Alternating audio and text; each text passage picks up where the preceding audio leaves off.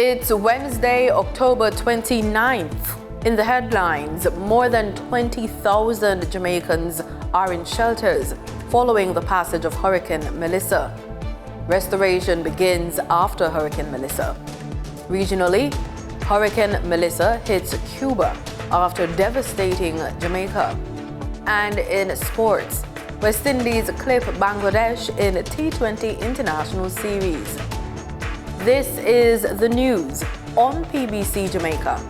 I'm Simone Absalom Gale.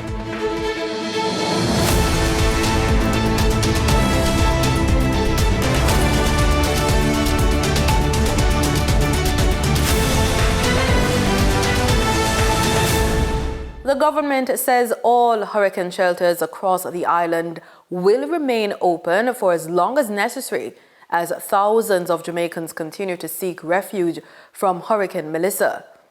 Minister of Local Government and Community Development Desmond McKenzie gave the update during a press briefing at the National Emergency Operations Center in Kingston on Monday. No one must be turned back from the shelters. No one. And we are not contemplating in closing any shelters now. Once we have done the assessment and to see which shelters can be closed, we will do so. But for the remainder of this week, no shelters must be closed. All shelters must remain open. The minister stressed that no shelter should be closed without the authorization of the Office of Disaster Preparedness and Emergency Management, ODPEM, or himself. Our shelters is seeing now more than 25,000 Jamaicans. And since last night, more persons have been going into the shelters. And especially in the parishes that have been badly affected, a lot of homes have been destroyed, so persons now are going to the shelters. We are going to be looking at a long-term basis as to how we are going to deal with the numbers. He also assured that once the shelters are deactivated, all facilities, including schools, will be restored to their original condition. Shelter manager Carleen Pennant says persons who deem their houses vulnerable in the New Haven area can make their way to the Edith Dalton High School shelter. I've been living in New Haven more than 35 years now. Okay, so how long do you normally have to stay here, or your neighbors? You would have an idea based on Ivan and Beryl and all the others. Based on the flood level, normally we would stay maybe 6 days or 3 days. But as I said, it depends, because persons will be in the shelter and they will leave and go back home to see how the water level has receded. If the water level has receded to a certain dimension, then they will go back and start to pick up and restart their lives again. Okay. Do you register everyone? Do they need an ID? I normally ask them for an ID just to be sure as a security measure, and we do register them. We have a registration form here. She says you should bring your toiletry, ID, and medication with you. And even 2 or 3 change of clothes that is not wet or damp as yet. And most importantly, make sure if you are taking any type of medication, even if the medication is finished, bring the empty container. Just in case you need to have a high blood pressure or you need to have your sugar tablets, we can know in the shelter what exactly form of medication you're taking.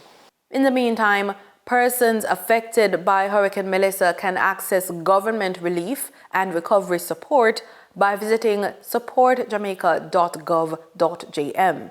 Persons interested in contributing to the fund can utilize that website as well. The Meteorological Service of Jamaica has officially downgraded the country from a hurricane warning. Speaking on Wednesday at the latest press briefing on Hurricane Melissa, Evan Thompson, Principal Director at the Meteorological Service, says this was done last night. Last night at about 11 o'clock, we downgraded the hurricane warning for Jamaica and instead replaced it with a tropical storm warning that continued through the night as tropical storm conditions continued to be experienced across the country. And as we moved to this morning at 8 o'clock, we discontinued that tropical storm warning because we are no longer within the scope of tropical storm force winds that are associated with the system. He continues, saying that while the warnings have been discontinued, the weather conditions are still unstable. So we are still in an unstable situation. We will likely experience more shower activity over sections of the country. We could also experience some strong gusty winds from time to time across the island. But generally, we're seeing that conditions are still very unstable. Jamaica has been given the all clear following the passage of Hurricane Melissa, signaling the start of island-wide recovery and restoration efforts. The announcement came Wednesday morning from Information Minister Dr. Dana Morris-Dixon, who says utility and service companies have been instructed to mobilize immediately. What that means is when we give an all clear, it means that our utility companies should now commence restoration and recovery operations across the island. So crews from the JPS, NWC, NWA, our works agents, our water commission, and also our telecommunications companies and other critical service entities have now and will be advised to mobilize immediately to restore electricity, water, and communication networks. Morris-Dixon also urged businesses in less impacted areas to reopen to provide communities with access to essential goods and services. We're also asking and encouraging entities like our supermarkets, our wholesales, our gas stations, and pharmacies, particularly in those areas that have been less affected. We are asking you to open and allow communities to have access to these essential goods and services. And as always, we continue to ask and remind Jamaicans to exercise caution on the roads, especially where there are downed power lines, debris, or flooding. The Office of Utilities Regulation has approved an initial withdrawal of $5 million from the Electricity Disaster Fund to allow the Jamaica Public Service Company Limited to quickly mobilize restoration efforts following Hurricane Melissa. In its request to the OUR, JPS outlined that it has already begun key recovery activities, including the deployment of more than 60 linemen from the Eastern Caribbean and North America at significant cost. JPS is required to submit a detailed report outlining how the EDF funds are spent. The company has also committed to hiring independent assessors to fast-track damage evaluations and support the claims process. The United Kingdom has announced $510 million in emergency humanitarian aid to help the Caribbean recover from the destruction caused by Hurricane Melissa. According to a press release from the British High Commission, the funds will support a rapid response effort, providing essential relief items such as shelter kits, water filters, and blankets to prevent injuries and curb the risk of disease outbreaks. As recovery efforts continue in the wake of Hurricane Melissa, attention is turning to restoring air connectivity across the island. Energy, Telecommunications and Transport Minister Daryl Vaz says Norman Manley International Airport in Kingston could reopen for emergency relief flights as early as Thursday. Based on my consultations with PACAL and the Jamaica Civil Aviation Authority about the timeline for the Norman Manley International Airport to accommodate emergency relief flights after the passage of Hurricane Melissa. Speaking at a press conference at the National Emergency Operations Center on Tuesday, Minister Vaz said assessments by PAC Kingston Airport Limited and the Jamaica Civil Aviation Authority showed that damage to the Norman Manley International Airport was minimal. The minister says crews will use Wednesday to carry out cleanup and equipment checks ahead of Thursday's planned opening. The assumption is that the system will leave Jamaica by the end of today, Tuesday, October 28th, and that the impact on the Norman Manley International Airport is not extensive. Both PACAL and JCA will use tomorrow, October 29th, to inspect and clean up the facility and restore the test equipment that have been decommissioned to accommodate flights.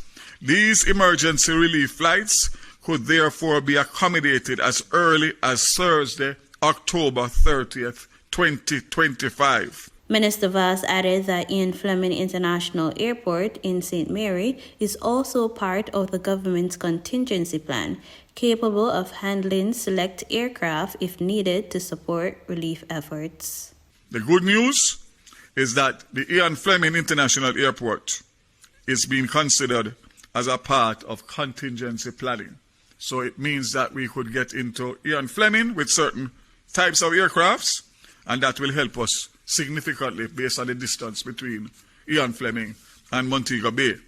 As Jamaica begins to recover from Hurricane Melissa, the focus now shifts to rebuilding. When the storm rages and the world feels shaken, remember, our strength lies in unity. It's in coming together, sharing hope, and standing shoulder to shoulder that we find resilience. Every act of kindness, every word of encouragement builds a brighter tomorrow. We are stronger as one. Our courage, compassion, and hope will light the way forward. Together we rise. Together we rebuild, because hope is never lost when we stand united, because we are stronger together.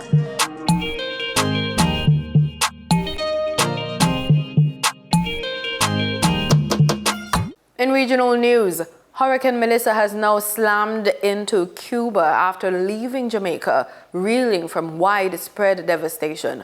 The powerful storm, one of the strongest ever recorded in the Atlantic, made landfall overnight along Cuba's southern coast, bringing torrential rain, fierce winds, and mass evacuations. Although downgraded from a Category 5 to a Category 3 storm, Melissa is still producing destructive winds and heavy flooding across the island.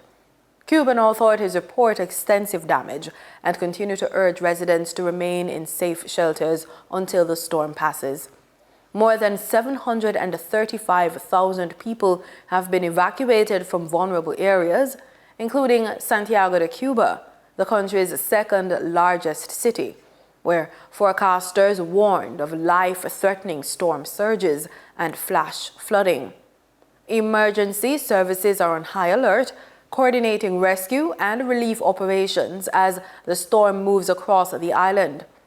Hurricane Melissa is expected to continue its path towards the Bahamas later Wednesday. Barbados says it stands ready to assist Jamaica as the country battles one of the worst disasters in its history. Minister in the Ministry of Finance, Ryan Strawn, says Barbados is already mobilizing resources to offer whatever support is needed once the all clear is given. He was speaking at the Caribbean Debt Forum at the Hilton Barbados Resort. And I do hope and pray that our brothers and sisters in Jamaica will have minimal damage and that the society will be able to understand what is required to hold together immediately. And I know, as I've read this morning, the assessment by SEDEMA that they issued last night, that was the intensity is likely to deliver significant damage. What we do as a Caribbean region, what we do within the context of Latin America, to provide immediate relief as soon as the all clear is given, such that the mobilization effort for rebuilding and assisting our brothers and sisters in Jamaica will be most important. Antiguan and Barbudan students in Jamaica are safe at the Pegasus Hotel as Hurricane Melissa pummeled the Caribbean nation on Tuesday. President of the Students Association provided an update to ABS News. Shanakisha Francis reports. Hurricane Melissa has brought severe winds and heavy rain across Jamaica. Residents remain indoors as the storm moves over the island. Among those hunkering down are Antiguan and Barbudan students studying at various tertiary institutions in Jamaica. We spoke Tuesday afternoon with President of the Antigua and Barbuda Students Association, Joel Moore. We're all physically okay. We haven't had any incidents or accidents within our group. Personally, at the hotel, the building is very structurally sound, so there's no damage to the exterior thus far.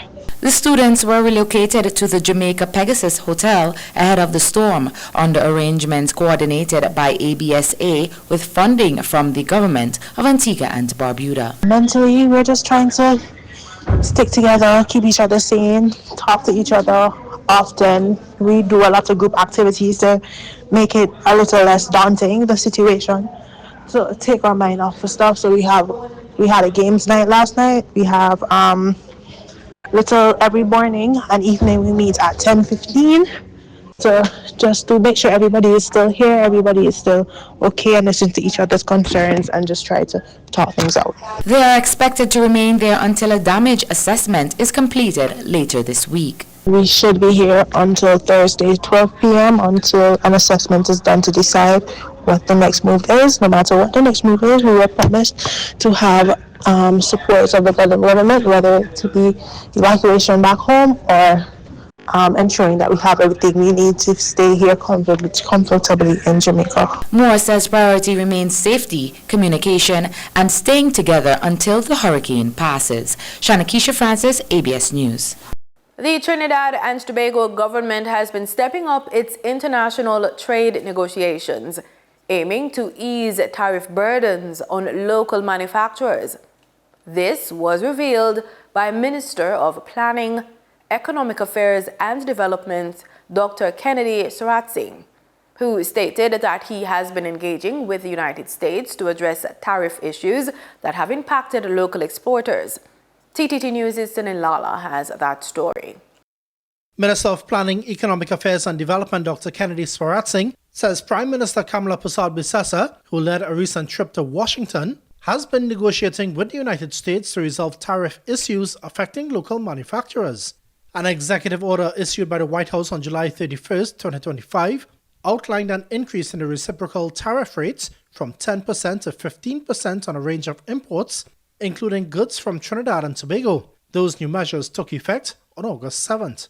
While wrapping up debate on the budget in the Senate, Minister Saratsing noted that government has not stopped negotiations. That when the Prime Minister visited UN General Assembly in Washington, the Minister of Foreign Affairs did meet with the Commerce Department to talk about tariffs.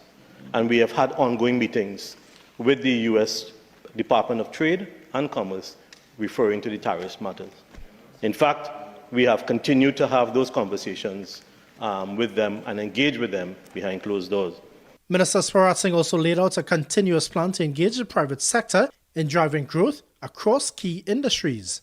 When it comes to housing and other areas, there is a big role for the private sector. In fact, there is a significant amount of work that we are inviting the private sector to partner with this government to make sure that we can get the requisite growth in other areas. Because as you know, even if we start to build hotels now in Tobago, the tourism sector will take, even if you do that, that contribution to revenue will take time. But we have to make those investments now. We have to start training people. We have to focus on jobs. We have to make sure and get the economy going. As for the manufacturing sector, he said the Exim Bank is being repositioned under the Ministry of Finance to better support local producers. The other thing, of course, is that in the manufacturing sector, the Exim Bank is going to continue to play a very important role and has been moved back to the Ministry of Finance in order to repurpose them to make sure and focus on supporting the manufacturing sector. Meanwhile, he said government will take steps to protect renters from unfair charges, assuring citizens that there will be oversight to ensure that the landlord surcharge is not abused. And I must say that the Rent Assessment Board will continue to play, in fact, will have to play an even more rigorous monitoring role to make sure that the landlord surcharge is not unfairly passed on to other people.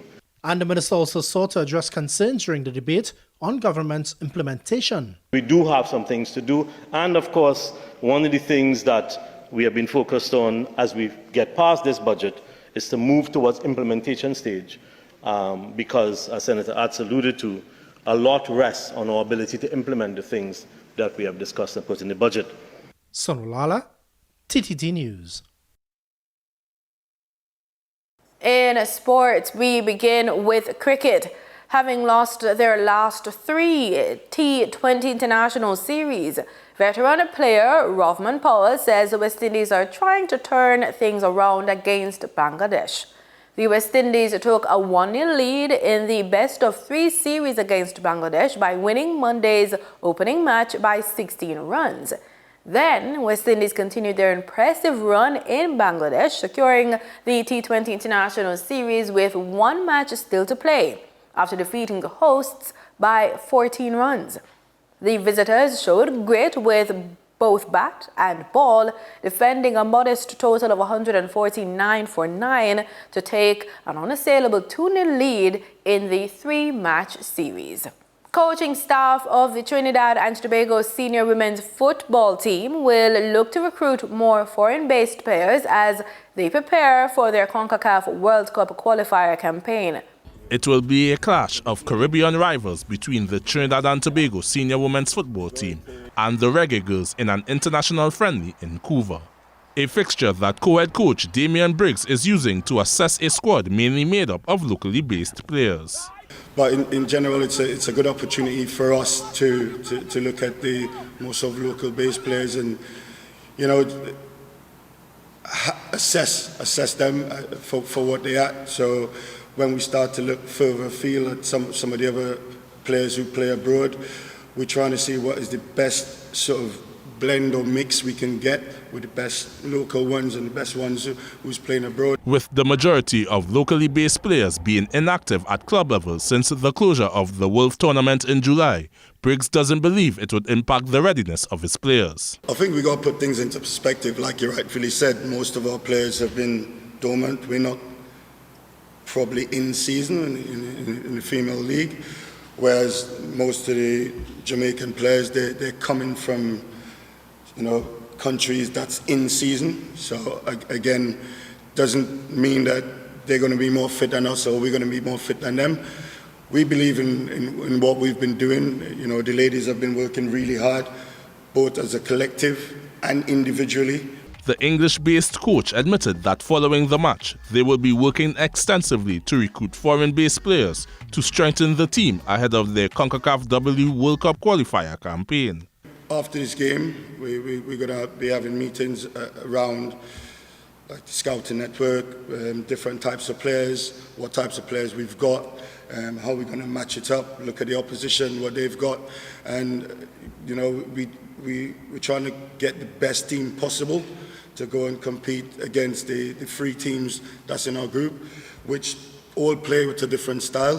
Obviously, the 2 more South American based would be a different style to South Barbados, and we want to be able to go and mix and match and become adaptable and be able to adjust to the different styles of play. So that's what we're working on. TNT are in Group F alongside Barbados, Honduras and El Salvador.